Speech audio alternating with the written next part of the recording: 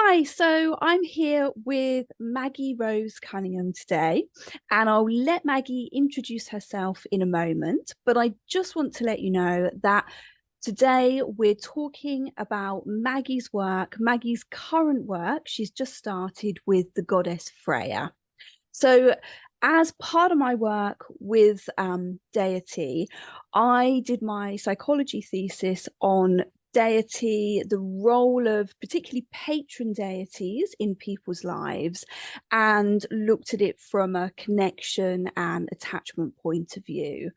And building on from that work, I realized there was so much really rich information. And Maggie herself doesn't have a primary deity, but I feel that the work that each of us do with our deities, whether we count them as primary or whether we have multiple deities, is really important. And I think that it's work that we haven't been really talking about as much as we can, particularly in a way of thinking about it in a psychology and thinking about it in a business way. So Maggie runs a very successful business, which she will talk to you about in more detail than I would be able to remember just now. So I'll pass you over to Maggie.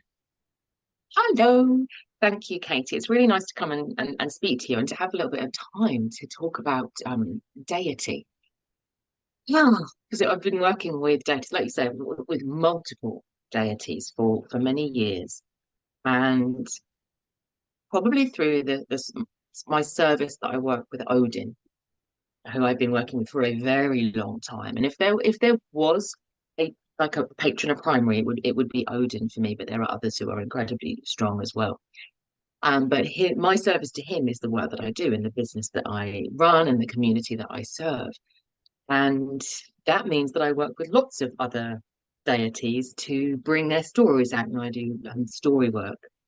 And it's what I realized when you were talking to me and you were sort of saying, come and talk about Freya, was that it was a lovely opportunity to share not just the work that I do with those deities, because that's the service that I'm offering, but it's personal, the sort of personal journeys that we take with deity. And I love the fact that at the moment, Freya is very present in my business and the work that I'm doing with my community, and she's come forward to do some very deep personal work with me at the moment, which I wasn't expecting.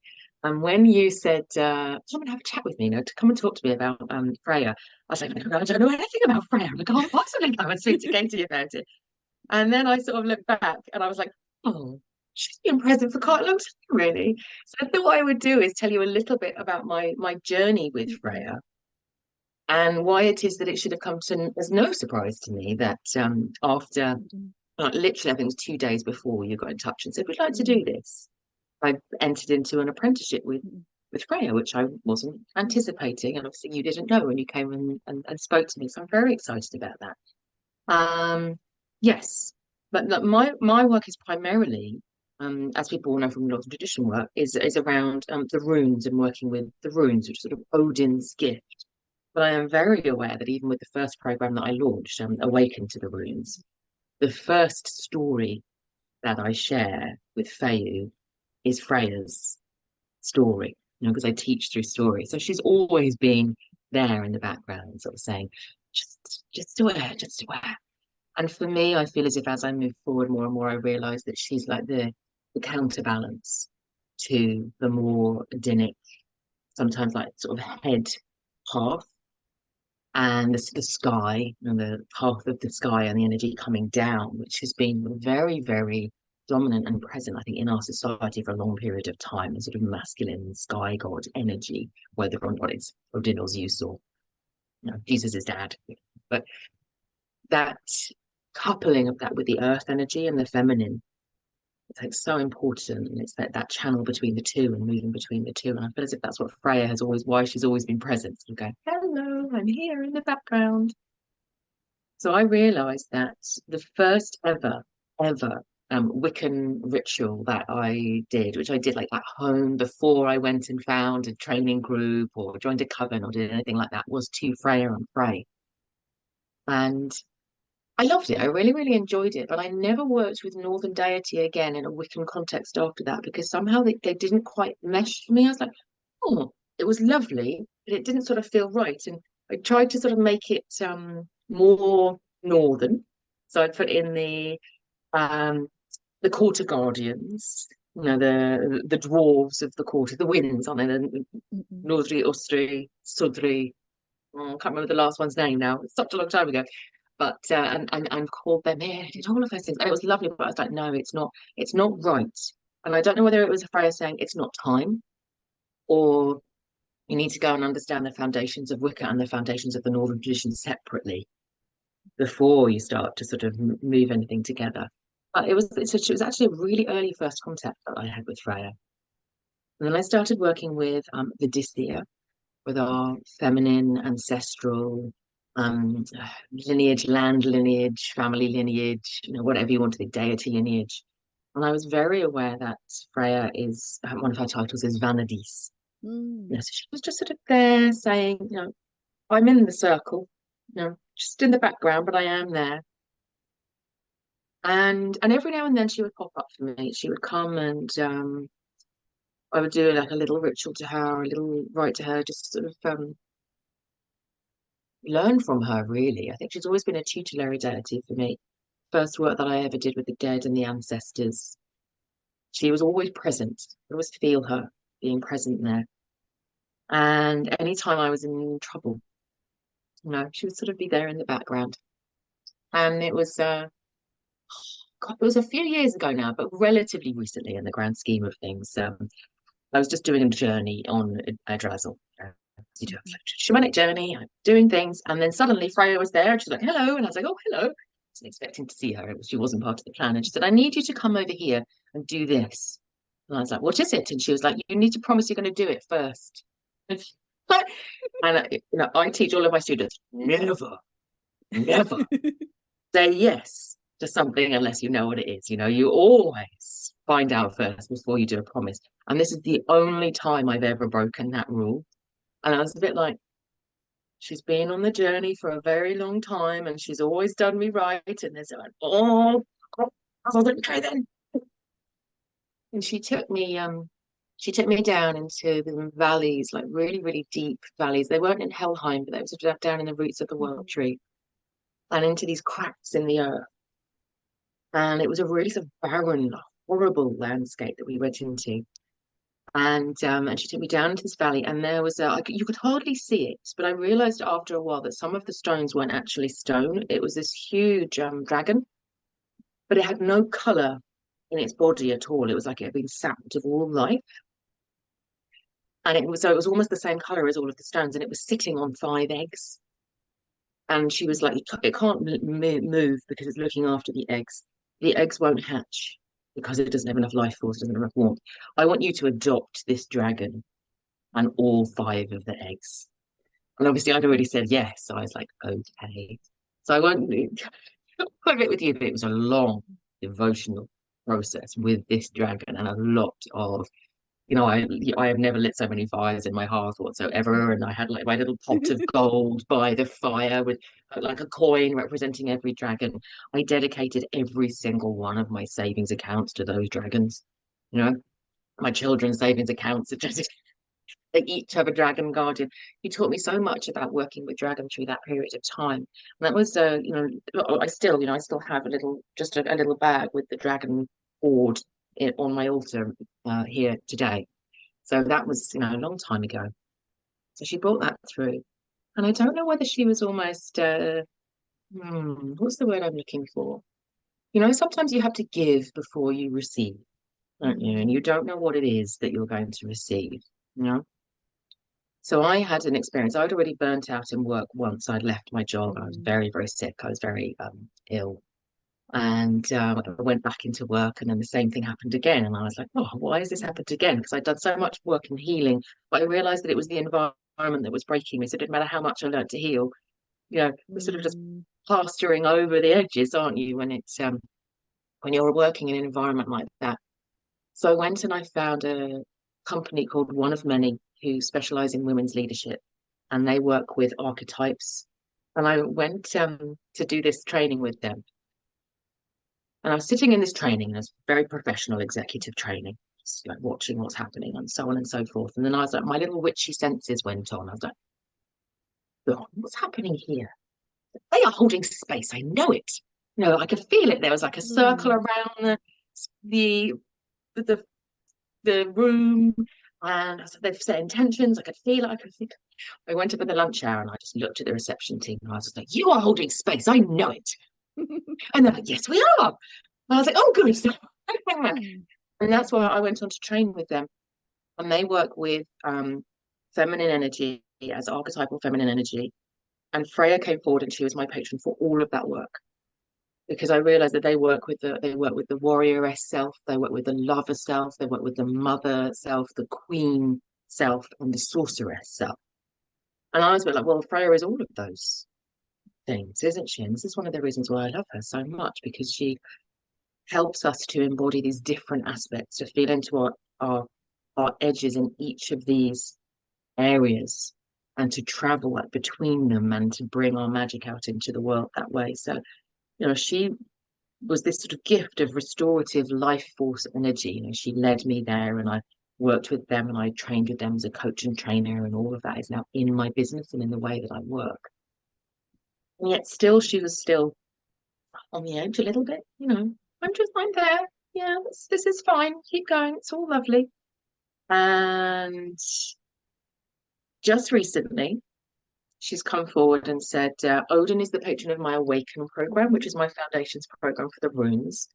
And I am launching next month Amplify, which is my foundations program for personal magic, for being able to discover your magic. And Freya's like, I'm the patron of that.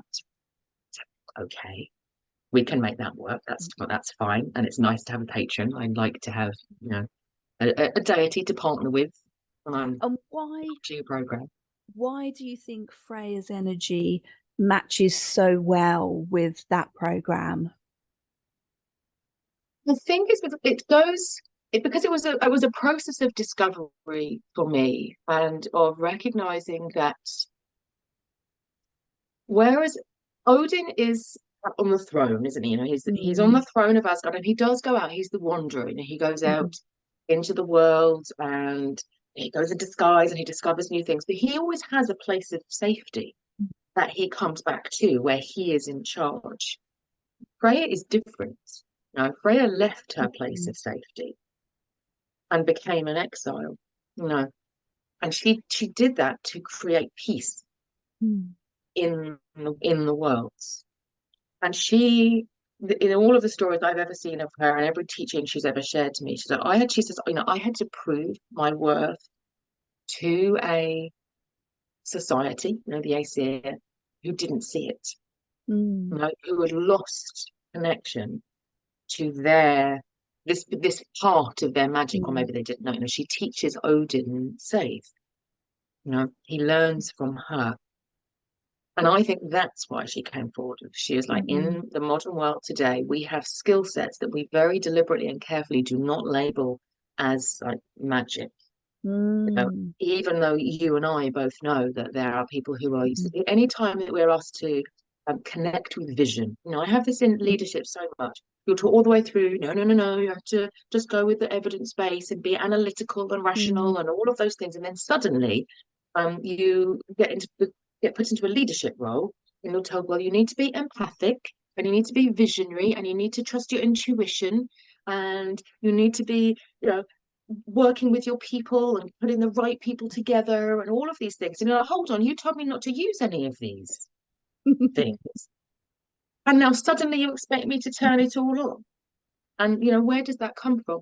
And I realized that some people will want to take that skill set as far as they can go with it. They'll want to, use their oracle cards, become channel a deity. But some Mm. people simply want to be able to trust the intuition that they experience in the moment and not be frightened of it. Mm. No, and I think that is what Freya teaches us.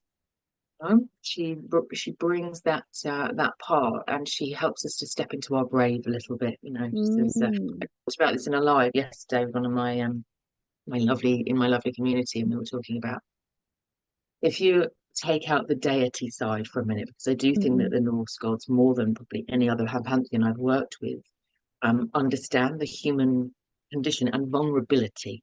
You know, they understand Yeah. vulnerability. And if you imagine going into a realm full of people who, for thousands and thousands of years, have slaughtered your friends and family, and which Mm-mm. is what the Aesir and the Vanir did to each other, knowing that your people have just beheaded one of the hostages that they were given Mm-mm. in exchange, it's not safe. She's not safe, but she does it anyway. Mm-mm. And yeah, I'm not suggesting that we all have to go into places go to that extreme, but she understands vulnerability. She understands Mm. what it is to feel exposed and judged, and all of the things that I think so many people who identify themselves as as having magic can Mm. feel. I think also what you're describing is a really big part of Freya for me, that trust in Mm, humanity. Obviously we're talking about gods, not humans, but for me that trust that people are good, that trust that everything is meant positively, that trust that holding that space of holding that this person is like my enemy, but I know that they have good. And I think that is part of the bravery almost that you're describing with Freya, yes. is that bravery of facing your parts, the bits of you that are not working the way that you'd like them to do or that society doesn't accept, and trusting that process. And that's almost something that she does. How else do you see Freya's bravery, or that her bringing bravery to you in your life and work? I think I did a piece in June with Freya on magic and taboo, Mm-mm. you know, and the idea that, what's the word I'm looking for? I've mentioned her representing those parts of us that Mm-mm. are not as accepted in modern society. And obviously that Mm-mm. goes a little bit further as well. If you think about her as being the lover, she's obviously a goddess of death as well. Mm. So there's a, like you say, she does challenge us to face these things that are inside ourselves. And I know that one of the things I struggle with at the moment, I'm working with her, is that she's a goddess of war. Mm. Because I can get on board with goddess of death. Okay, we can work with that, and Mm-mm. goddess of sexuality and sensuality, and she's been a fabulous initiatrix for that. Mm. But the war piece, I'm still working on at this point, Mm. and I think that she'll be a very powerful teacher for that. Moving into a space of, let's say, activism is the word that I'm using at the moment, saying, we can Mm. see things out there in the world that are repellent Mm-mm. to us, and that draw out in us that the same judgment that we feel being directed towards us, if you get what I mean. And it's sort of recognizing, oh, I've got that in me too. How do I turn that into something that isn't war but is action? Mm. You know, so she is challenging me at this point Mm. to be more direct and to say things I think some people might get offended by, and to say, well, for Freya, she's a bit like, I want us to be in a place where we can all speak our truth without feeling threatened by somebody else's Mm. version or truth. And the only way you're going to do that is by saying it, even if you don't know what your truth is yet. Mm. I think that can be a challenge for some of us as well, kind of, that we want to say, I want to play with what it feels like to step into this position and to take this role Mm. right now, Mm. knowing that I can step into this position and take this role right now. I was talking about the archetypes, the idea that the lover in me could take a very different stance to the mother in me in any Mm. given situation. doesn't make either of those like wrong or right. There's a discernment about Mm-mm. which piece I bring. But the only way that you learn that is through play. So I think Freya brings a bravery to play and a mischievousness Mm. to a deeply compassionate mischievousness, don't get me Mm. wrong. No. It reminds me of she's whispering at me now. No. The story where she goes down to the dwarves, and just sort of Mm. create Brizingam and her girdle or Mm. necklace, whatever you want to call it, is created. And we can all get a bit fixated on, Mm. the price that she paid for this. And Mm. I've been multiple times and she's shown me different renditions, of how that all occurred. Mm. And I don't think she's ever going to tell anyone what really went on down there because it's too much fun. But Mm. actually, the point is, what did that bring up in you Mm. around, was it a sedate, hug between me and each dwarf? Or were we having a fabulous time, all of us together? She's not going to tell us because it's not about that. She's saying, I am absolutely fine with inhabiting a space that makes you deeply uncomfortable now. And that's the point, Mm. isn't it? It's to be able to say, what would that be like to be able to stand in a room and inhabit a space where I made Mm. everybody else deeply uncomfortable Mm. and they got something transformative and amazing from it? I think that's actually a really, really important point, is that for me, Freya being connected with sexuality and sensuality is a very different sexuality than the sexuality we're taught is acceptable for women. And that is such a big part of the work I do with her, is looking at how femininity and being feminine doesn't have to be the femininity that we're taught is acceptable. And that's the same in sexuality. So Freya's sexuality is wild. It's not still waters, it's roaring tides, it's yelling warriors, it's very much, it's still feminine. And I think that's something that really drives me to Freya, is that I can be feminine, but not your feminine. I be my own My own feminine, feminine. and I can present like this and still recognize that my gender is fluid, because I recognize that Freya is, like all the Norse gods, really not what we consider in terms of, she doesn't fit into any gender category. No. No, I would agree, and I think it's interesting that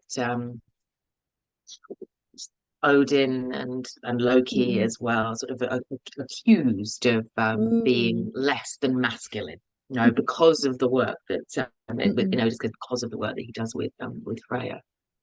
And I find that we can place so much on it in terms of meanings that we make from modern society. I think that we know Mm. so little about what that actually meant at Mm. all in the past. There is Mm. no way for us to know what that actually meant. We know societies where gender was multiple, was just not, it wasn't binary in the way that we have worked with it for so many years in the Western world. And I know that that's changing now.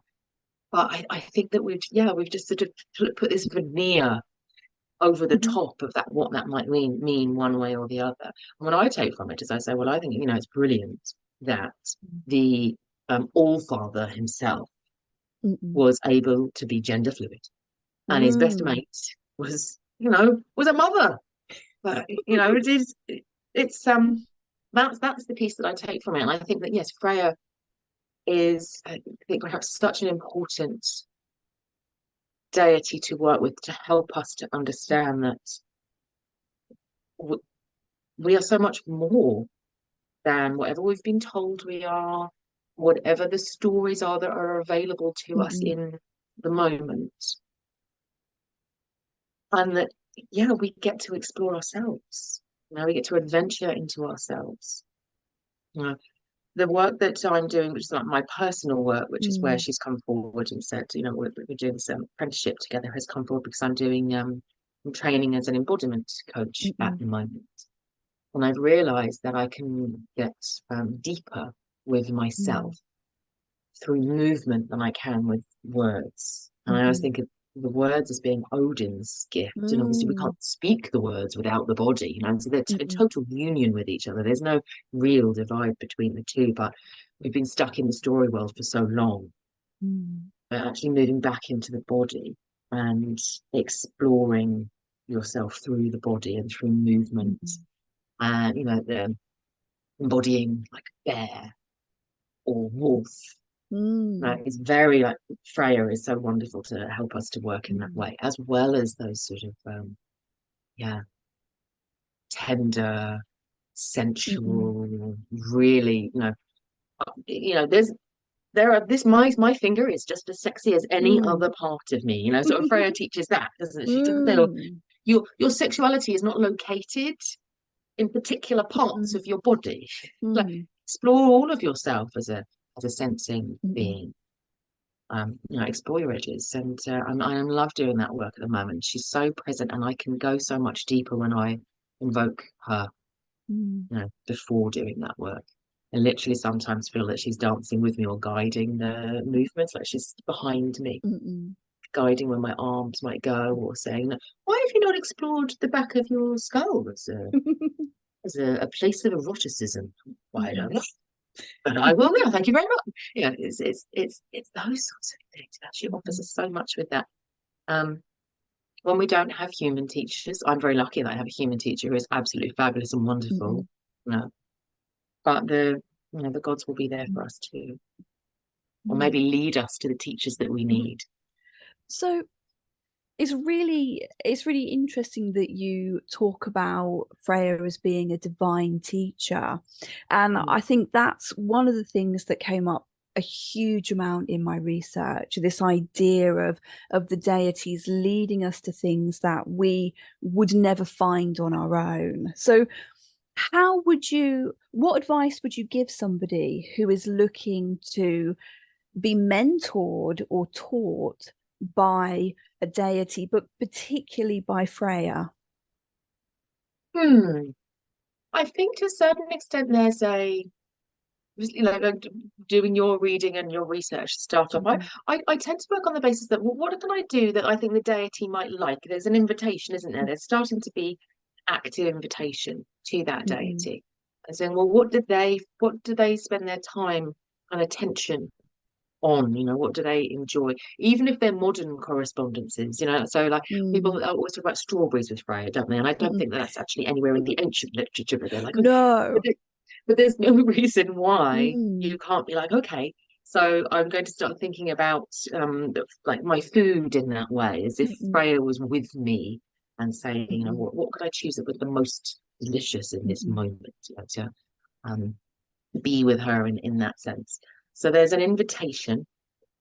And I think also a willingness to say, 'cause somebody might say, well, I only want to work with Freya in this aspect. Mm. It's like, oh, maybe just a little bit of a willingness to go. She might not come to you in the aspect that Mm-mm. you expect her to come in. So if you want her to teach you, you're gonna have to be, yeah, okay, I'll do this devotional work to you Mm-mm. in this way. But if she comes in the warrior-esque guise, or if she comes Mm. in the goddess of death guise, knowing Mm-mm. that she has something valuable to teach you and Mm. being open to that.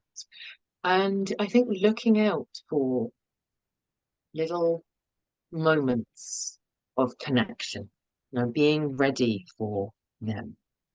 Now, I had it on Saturday when I was doing my my when I found that I was like, oh, Vera is very present. She's very present, and she's suggesting that now is the Mm-mm. time that I need to, because I've been doing an apprenticeship with another deity for Mm-mm. at least 2 years now, and it's like, oh, Mm-mm. and I knew that it was coming to an end, but so, oh, we're going to work together.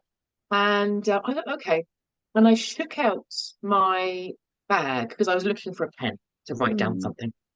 Shook out my bag, and a little blue bag fell out of my rucksack. And it had this bracelet inside it. If you can see that bracelet. Oh. No idea. No idea where that came from. It's possible that I bought it in a charity shop a few years ago, and then it's just been nestled in my rucksack, waiting for it. I was like, okay, so I think I best put that on then. That's, And do you know, that's really, really fascinating because this necklace, exactly the same thing pretty much. So I was having a bit of a wibble. This was like maybe like 15, 16 years ago now. I was having a bit of a wibble and I was like, oh, everything's going wrong. And then I did that whole kind of testing thing. So I was like, oh, if you genuinely like, if you genuinely want me to do this work, you need to give me a sign.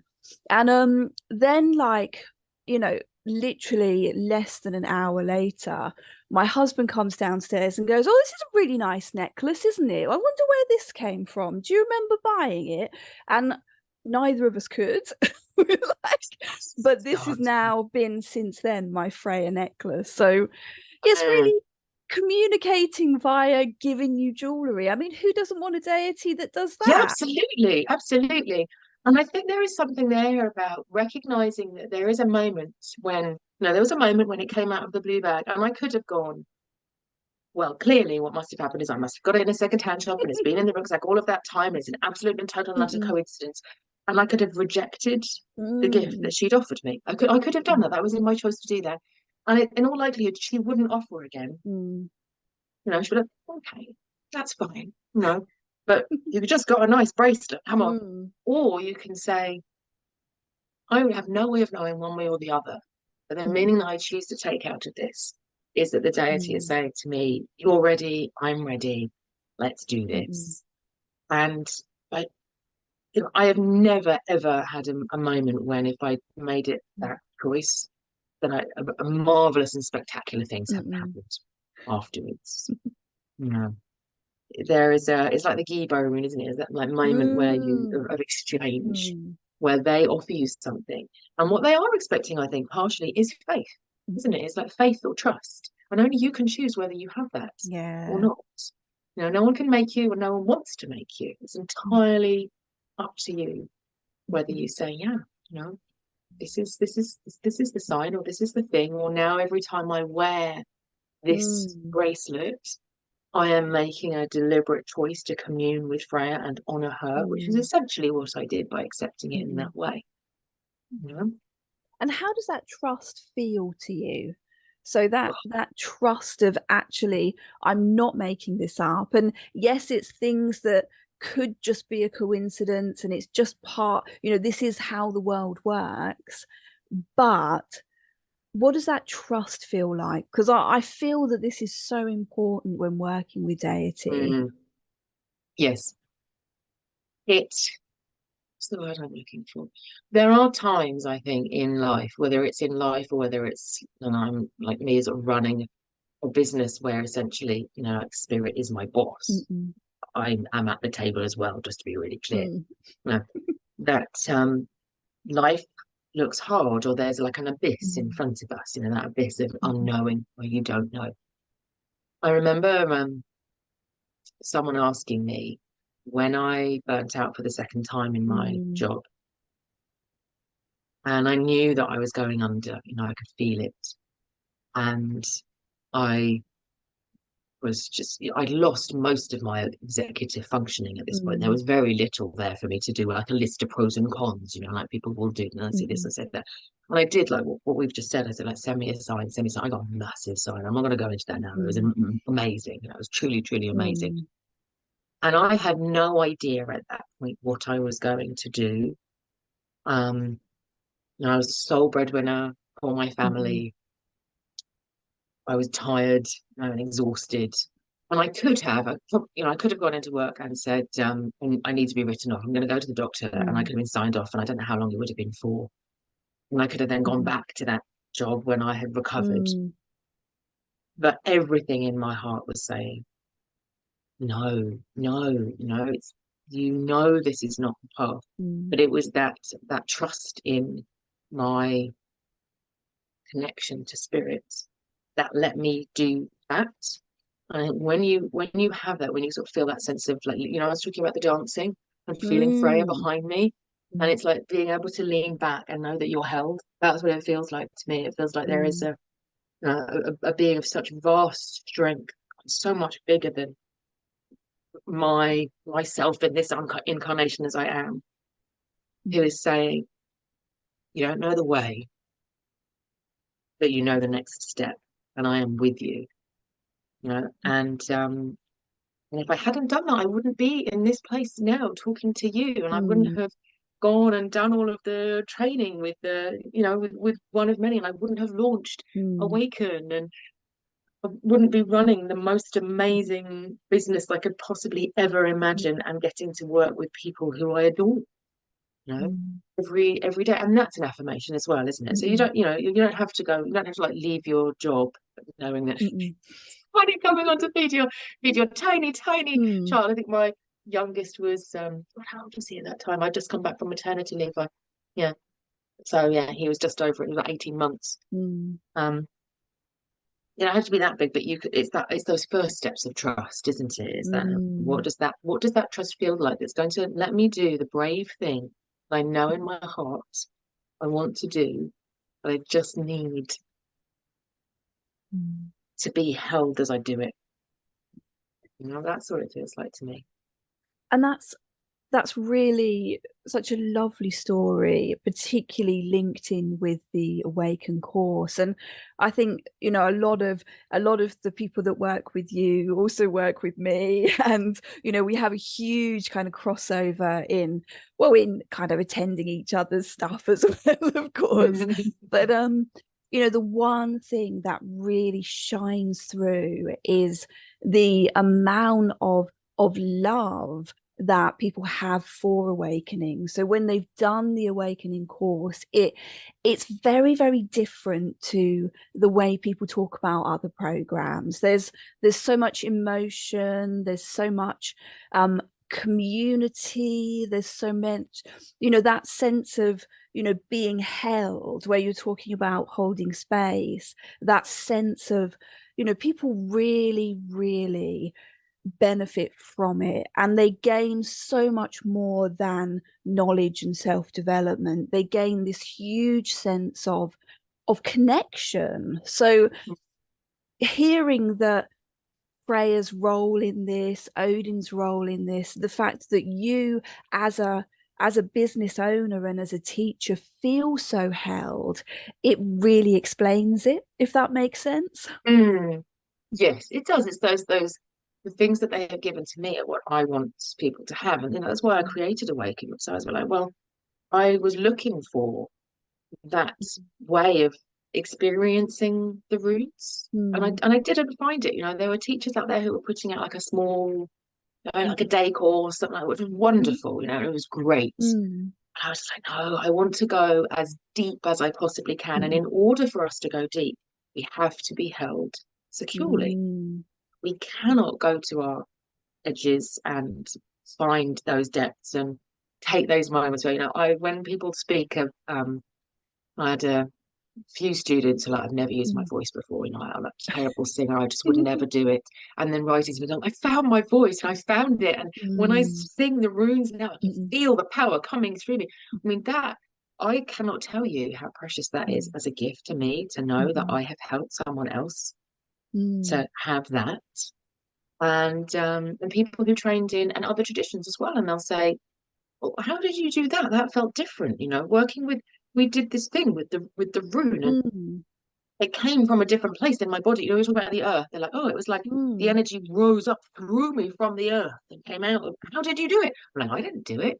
But I'm really glad that I helped you to. It's wonderful, and the community that comes together every single time is fabulous. And that's one of the things that I realized is, I obviously gave up my job and I moved into consultancy and did that for a Mm. while. And then when COVID hit, that was when Awaken had to be birthed. Mm. And suddenly I was able to work with people from all over the world. Because it never occurred to me, I'm going Mm. to do this online. It's just going to happen. Odin was like, you're going to do this and this and this and this. And I was like, okay, then I'll Mm. just do that then. Nothing else to do. So I just did that. And I realized that we can have so much energetic connection with each other across the globe. Mm. You know, it's an amazing thing. So you talked about an apprenticeship with Freyja. Do you want to talk about how that worked, and also how that worked in the apprenticeship you've just finished? Mm. So I realized that this was an important distinction for me. So when I worked a lot with the Greek Mm-mm. deities for a long period of time. Hecate is an incredibly powerful, important initiatory and tutelary deity for a long time. And when I worked with Zeus as a patron Mm-mm. for a long period of time, and Hera, went through all of the 12 Olympians. And I worked devotionally, you know, to Mm-mm. understand their mysteries and to create an altar and Mm-mm. to find out the colors and to, you know, do all of the Mm-mm. things and to sort of be with them and sit in communion. Oh, it was beautiful. I loved Mm. it. You know, it was absolutely wonderful. What I realized is with the Norse deities, they didn't have nearly as much interest in me making an altar for them and sitting with them and saying, I offer you my undying love. I Mm. receive the undying. No, they weren't interested in that. And even the sort of word devotional Mm. didn't really like chime. And I realized that actually it was when they taught me a practice. They would say, right, so I uh, did my apprenticeship with Odin. It was a long period of Mm. time of really working with the runes and obviously my own personal apprenticeship. And then I Mm. brought them Awaken, Birth Awaken, and that was probably the culmination of that part. And Adrazel's Path, which is one of my Mm. advanced programs, he did all of that with me and created that with me. So apprenticeship for me is the act of bringing work out into the world under the guidance of deity, rather than doing having building a devotional relationship with them. I have a Mm. relationship with them, but you know, Odin is just as interested in reviewing my to-do list as he is in like looking at an altar. Probably more interested in my Mm. to-do list, if I'm honest. And then he he sent me on an apprenticeship with the goddess Hela. So Mm. I've done a 2-year apprenticeship with Hela, which was really interesting, like very, very powerful. It was important for me to go and work with the feminine. Mm. I'd done a lot of work was doing sort of masculine mode energy with Mm. Odin, a period of time. So I've worked with her, and she's been there for me for a long period of time. Not I'm gonna say it was a rocky relationship. We do not have time to discuss that now, but there was a lot Mm. of healing work. So there Mm. was a learning to self-heal, learning to work with the dead, um, learning to do that journeying work, which I now always features in Adrazel's Path. Mm. We do work with the ancestors every time. Interestingly, Freya was always present for that, but she was in the life space. You know, she would be like, right, Ella, you're going down Mm. into the space of the dead. And then I would come back and Freya would be like, Mm. right, let's make sure you've got all the life back in you. And so it was a teaching, there was a sort of tutelary Mm. component. There was I often go to the cemetery and sing to the dead Mm. there. And when I moved here to Biggleswade, Mm. I visited Mm. the churches and the cemeteries and I spoke to the dead there, and that was all under Ella's guidance. And then the apprenticeship period was just a more intensive Mm. version of that, really, sort of opening up to what she wanted to teach. And yes, I Hella had been a little bit more quiet, not entirely. You know, we just literally I'm working with the last Dazzle's Path cohort. We're doing our final ceremony tomorrow. So we've done work in Helheim and she's always present. But yeah, it was just coming to an end and Freya came forward and she said, well, she didn't even say it. It was just like, here's your bracelet.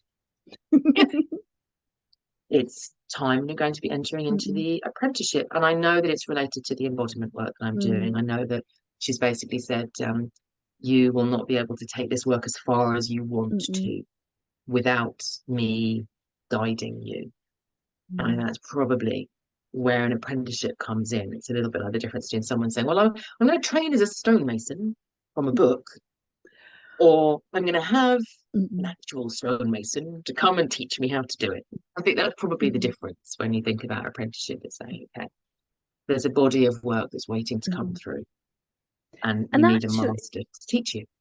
and actually, that is something that we see in the the pre-Christian worlds, is that not only did you have a master to teach you as a human, you also you dedicated your work to deity. So we see this in, the work with Hephaestus, with the who's the blacksmith god in this country? I can't remember. Vulcan or Volta. Wayland.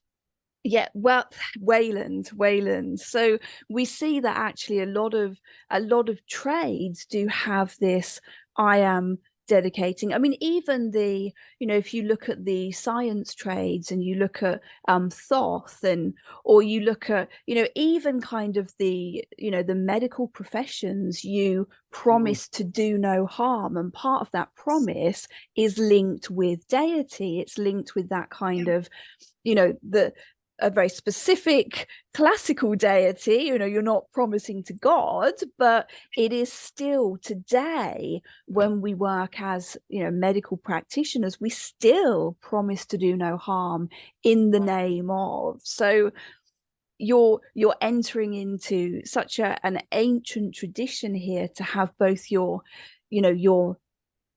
real life human masters that you're apprenticed to, and your deity. Yes, I think so. It's a lovely way of working, and I feel like I hadn't thought about it that way, because Mm-mm, you can see it in the Greek and the Roman much more, can't you? mm-mm, The like Athena, who I love, being mm-mm, the goddess of sort of the civic place and commerce, and Hermes, the same. There are trades, aren't there, associated? mm, But you can see that as well. You're right, in the Norse deities, with fishermen and Njord, mm, and offering prayers to Aegir, and mm-mm, all of the different facets of Odin, mm, you know, millions of them, and Thor, of course, with the mm-mm, farmers. I think what we needed to step away from was the hierarchy, the social hierarchy that probably humans just pushed on top mm, of that, so that the farmers were less important than mm-mm, the the priests, etc., etc. All of mm, that needed to be go off. But mm, to work in apprenticeship for just whatever it is that you're doing at this mm, moment, and to work with a deity who can support you in that, it's mm. very powerful. It is, and I think maybe we should have this. Maybe we should do this more. And so, if we're thinking about Freyja, what professions is Freyja? Does Freyja work well with?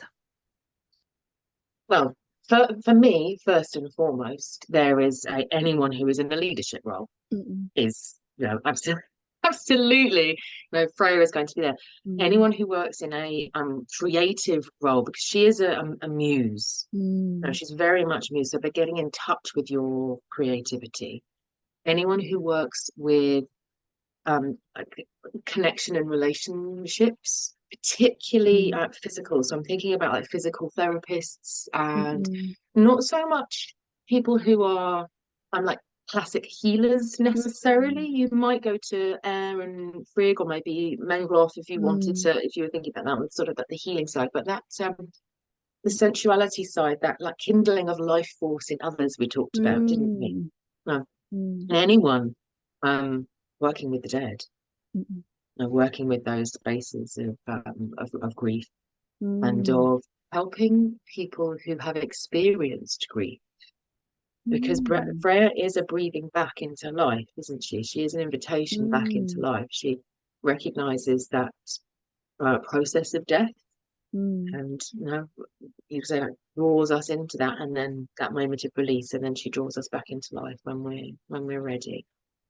Oh, sure, the list could go on and on and on and on with the number of different things that she mm, represents to us. But mhm, certainly the way that I first experienced her was in this very like immediate recognition when I went and trained with one of many, but what they were talking about mm, in terms of a more feminine style of leadership, not more female, but a mm, more feminine style of leadership that we need in the world today, like more collaborative, more flexible, more mm, creative, more compassionate, all of those things. mm, Um, Freya just embodied those so perfectly. I'm feeling free, sort of frowning at me a little bit here, and so I'm just going to say sorry.